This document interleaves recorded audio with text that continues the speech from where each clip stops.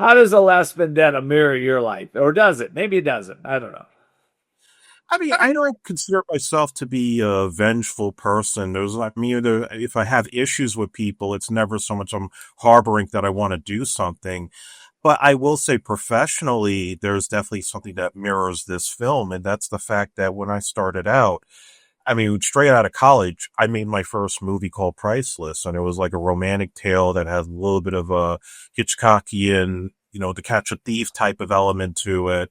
And I was really passionate about what I was doing then, even though I faced a lot of culture shock in producing it because it was the first time I was working with real working actors, real working crew.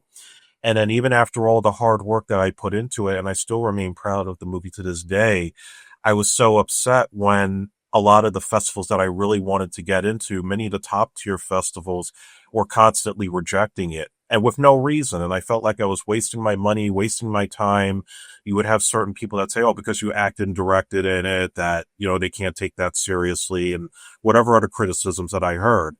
And it did discourage me for a little bit. And even to the point where I was just taking production assistant jobs and still dealing with a lot of nonsense when you're dealing with people that have been doing this job for 20, 30 years. And they look at you as, you're a novice that can't do anything right. But the thing that happened for me was that when I went to the American Black Film Festival the following year after I made that film, I started to just take the DVD copy and I just started to show it to people that I was networking with.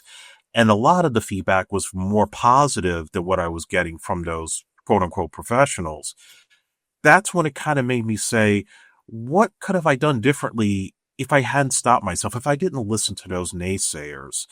And so I think a lot of what I did in The Last Vendetta, as well as in the previous movies, was really putting a lot of myself into Miller as somebody that was constantly being so harbored by the the bad times of his life that kind of defined where he is in his place. Very lonely, very isolated, and very few people that he can really trust. But finding those ways to try to redeem himself, to move on with his life, even to find it through different people that may have gone through situations as he did and forming an unlikely bond that brings him out of the darkness to show him that there is a better way beyond all the nonsense in the world.